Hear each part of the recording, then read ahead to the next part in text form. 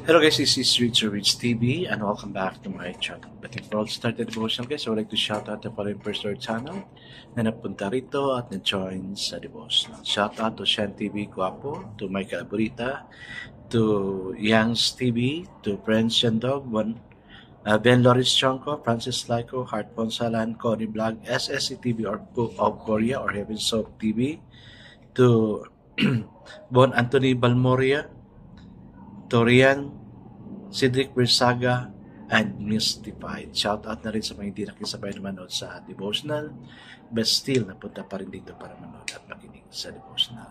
God bless us all guys.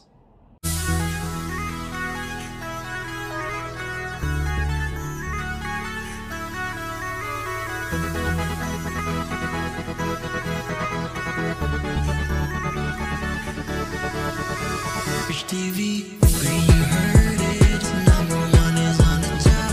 Good advice is they'll never stop. Rich TV, where you heard it, number one is on the top. Good advice is they'll never stop. So, kumusta yung first Monday natin? Sana nagawa natin yung pinapagawa na responsibilities, na task na dapat natin gawin for that day. Sana wala tayong missed out. I guess it's time for our devotional. Let's open the Bible to Exodus chapter 17, verse 8 to 16. This is about Amalekites defeated. Oh, may war na kasi may defeated, no? And still, guys, I'm using the devotional study Bible because the words used is simplified na.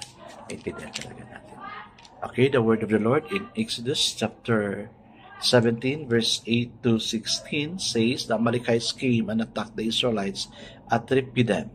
Moses said to Joshua, choose some of our men and go out to fight the Amalekites. Tomorrow I will stand on top of the hill with the staff of God in my hand. So Joshua fought the Amalekites as Moses had ordered. Moses, Aaron and Hur went to the top of the hill. As long as Moses held up his hands, the Israelites were winning. But whenever he lowered his hands, the Amalekites were winning. When Moses' hands grew tired, they took a stone and put it under him, and he sat on it. Aaron and Hur held his hands up, one on one side, one on the other, so that his hands remained steady till sunset. So Joshua overcame the Amalekites' army with a sword. Then the Lord said to Moses, write this on a scroll, or something to be remembered, and make sure that Joshua hears it, because I will completely blot out the memory of Amalek from under the heavens. Moses built an altar and called it, the Lord is my banner. He said, for hands were lifted up to the throne of the Lord.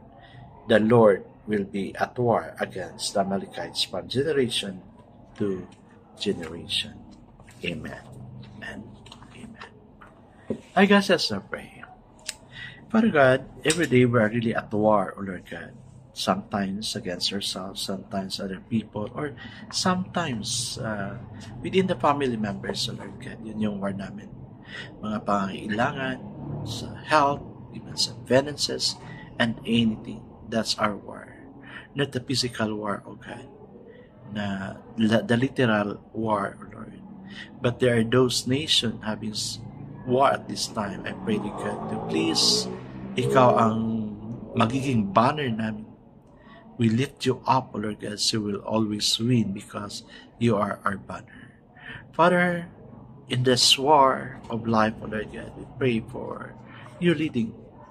Lord, do not forsake us, but instead teach us to live a victorious life because you are our banner. You are fighting with us, or you fight. It's not us that fights, but the fight belongs to the Lord. The battle belongs to you. Thank you, dear God, for sending people who are here. Though kukunti lang kami, but it doesn't matter because your word says, we are gathered. In your name, you are in our midst. Thank you. And we welcome you in our midst, O God. In Jesus' name we pray. Amen and amen. So the focus verse for this evening, guys, is found in Exodus chapter 17, verse 11, and it says, "It came about when Moses held his hands up, the Israel prevailed, and when he let his hands down, Amalek prevailed." So the title of our devotion for this evening, guys, is The Royal Order of Aaron, Hur, and Joshua. Grabe, no? Title pa lang, ganda. We belong to each other. We are the Lord's gift to one another in the battles of life. Yes, kasi sabi ko sa prayer natin kanina, we're always in a battle every day. We were never meant to fight alone without the Lord's help and the encouragement of one another. Yes, that's true. As the people of Israel pressed on into the wilderness, they were attacked by the Amalekites. The Lord gave Moses the secret of fighting his battles for his people. All Moses had to do was hold his rod high in the air, and the armies of Israel would win against the Amalekite. The rod of God used to open this Red Sea would be the symbol of his presence and his power for victory in battle. Amen. We're victorious because God is with us. But the battle was long and hard. Moses' armies grew weary. It was then that Aaron and Hur became strengthening agent. They held Moses' arms up while Joshua fought the battle. What a team!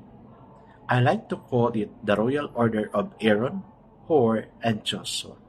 It is impossible to win in life's battle without faithful friendship who pray with us, uphold us, and fight our battles if they were there all.